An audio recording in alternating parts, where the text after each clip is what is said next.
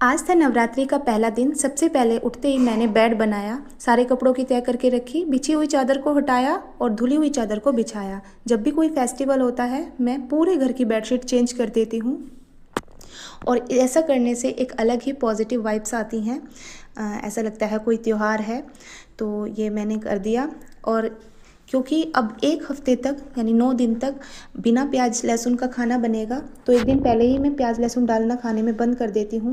रात को ही मैं पूरी क्लीनिंग करके किचन को पूरा क्लीन करके सोई थी, ताकि सुबह को पूजा की तैयारी करने में कोई ज़्यादा टाइम ख़राब ना हो। तो मैंने रात को ही पूरी किचन को बहुत अच्छे से क्लीन कर दिया था और सुबह उठ के मैंने झाड़ू लगाई, पोछा लगाया, पूरे घर को चमकाया, पूरे घर को नीट एंड क्लीन बनाया।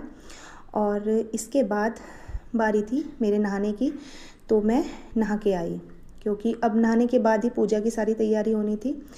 तो मैं तो नहा के आ गई। इसके बाद मेरे हस्बैंड नहाने चले गए और इसके बाद मैंने बनाया एक प्रसाद, जो पंचमेवा का प्रसाद होता है। वैसे तो बहुत सारे भोग माता रानी को 9 दिन तक लगाए जाते हैं, लेकिन ये पंचमेवा का भोग सुबह ही, जब तक कुछ नहीं बन पाता तो सुबह ही हम लगा देते हैं। ये तो कंपलसरी होता है। तो इसको मैंने तैयार करके मिक्स करके इसमें मिश्री और 5 मेवा मिला के इसको रख दिया। इसके बाद मैं खुद तैयार हुई और पूजा की भी सारी तैयारी की। माता की चौकी लगाई, चौकी को सजाया और सारा सामान इकट्ठा करके रखा। पूरी तैयारी करने के बाद इतने में हस्बैंड भी नहा के आ गए थे। इसके बाद हमने माता रानी को पंचामृत से स्नान कराया। स्नान कराकर उनको नए वस्त्र पहनाए, सजाया और चौकी पे विराजमान किया। और इतना करने के बाद जो मन को सुकून मिलता है वो नेक्स्ट लेवल का होता है।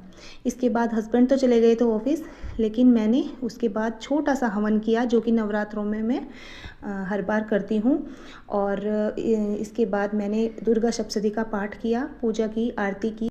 और दुर्गा सप्तशती के जो पाठ होते हैं उनमें थोड़ा सा टाइम लग जाता है, इसलिए मैं बच्चों को और हस्बैंड को सबको भेजने के बाद ही ये पाठ करती हूँ, ताकि किसी को कोई डिस्टर्बेंस ना हो। तो यहाँ पे मेरी पूजा हो गई थी। इसके बाद मैंने थोड़ा सा रेस्ट किया और अब बारी थी शाम को माता रानी को भोग लगाने की और व्रत का खाना बनाने की।